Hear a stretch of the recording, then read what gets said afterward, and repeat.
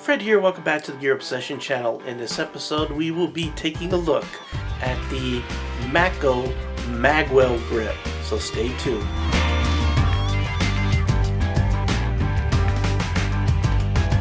This is a pretty interesting product. I had picked it up when I bought a couple of other things for my AR, this rail system and these covers, and I just haven't gotten around to reviewing it lately.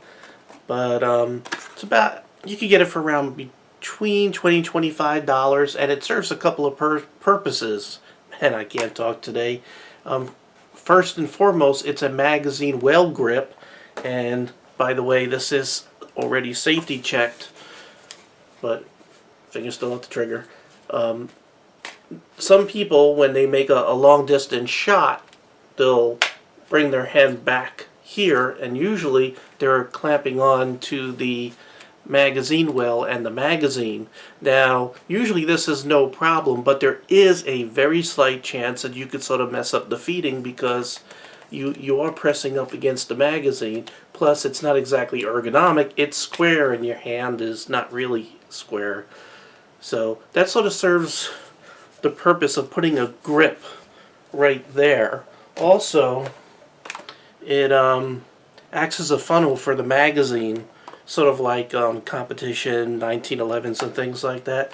So let's go ahead and take a closer look and also install it. Just wanted you to take one more last look at the packaging here. One thing I found interesting is it is made in Israel. Very surprising. I was expecting another Chinese plastic thing. So we'll go ahead and take a look at this.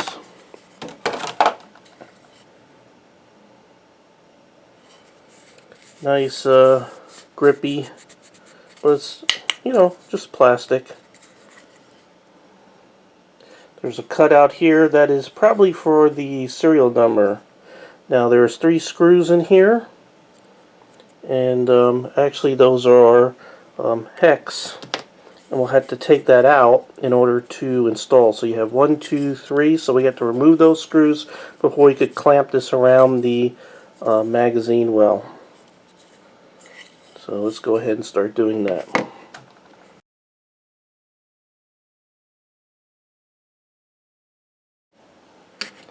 I'm going to go ahead and let you just take a close look inside here. I don't want all the screws to go flying, but you can see that there's an indent, and that probably goes with the bottom of the magazine well on the AR. So let's go ahead and bring the AR up and get this installed.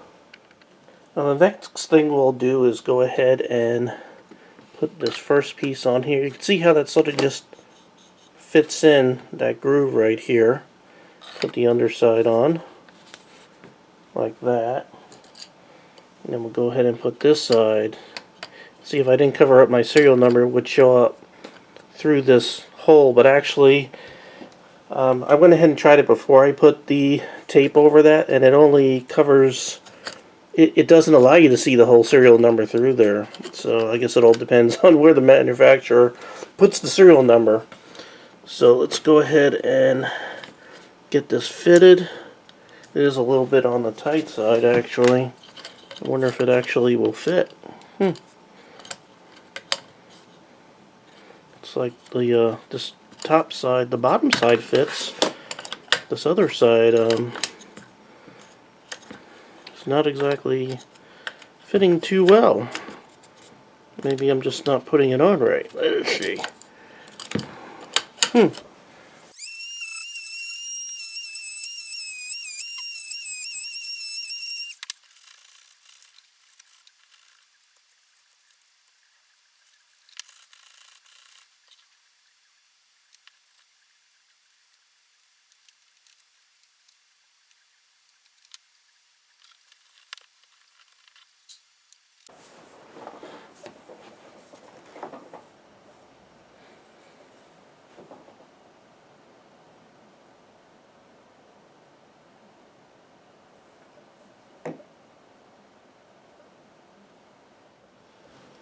Okay, after a whole bunch of hand fitting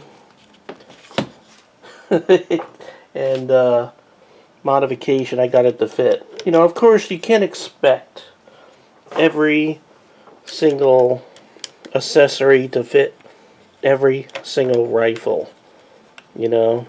But I'll tell you what, this is a DPMS standard AR, nothing special, lower, and it didn't even freaking come close. And it required a whole bunch of fitting. So keep that in mind if you buy this. We're all done. It was a lot of work, and it was a lot of fitting and a lot of dremeling to get this thing to fit right. Let's talk about the fit and finish real quick. You can see how where the seams were. It looks like they, out of the factory, had sort of grinded those so it would be smooth, but it looks kind of cheesy. If you look really close, you can see the grind marks there. I did not put those there. But it does fit okay. You can see how it creates a larger magwell to help you guide the magazine in by a little bit, not too much. But the most important thing is, let's go ahead and grab a magazine and put that in there.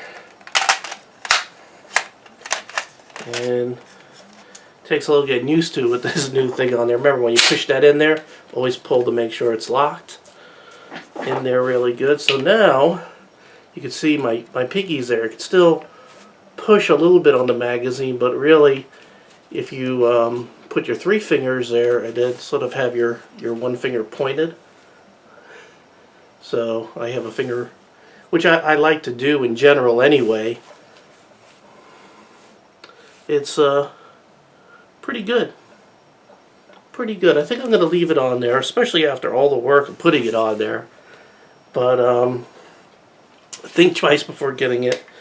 It may not fit. And as far as fit and finish, I'm going to go ahead and hit it 2 points. I would have liked also, instead of a hard plastic, even though it does have good texture on there, I would have liked to maybe see a little bit softer material right here where your fingers go.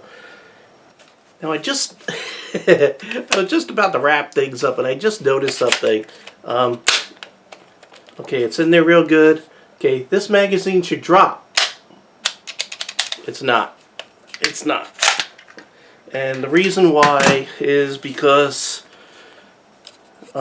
this right here is sticking out further than the back of the actual magazine, this plastic here, so it's going to require a little more fitting. Well, I can't recommend this. I can't. I don't feel right if I recommend this product because it's just fits so bad, but then also to interfere with the magazine releasing and dropping out, it's a no-go.